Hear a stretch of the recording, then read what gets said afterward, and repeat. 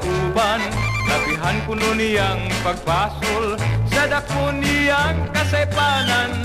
Karon kuno siya may tuyo nga mobalik siya kanako. Panbisan pa ko gludhan, ako lang siyang katawan.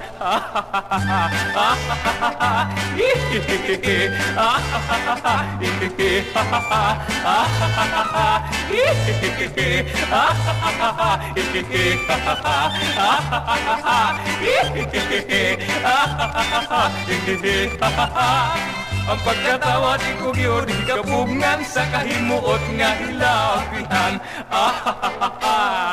Kadako sa akong katawa, tungod sa akong hinigugma. Kalit niya akong ibiyaan, kay nangita lagig sa prian. Apan sa wala madugay, iyang nadiskubrihan nga iyang ipaninguha, pobre sa diyang hilapihan.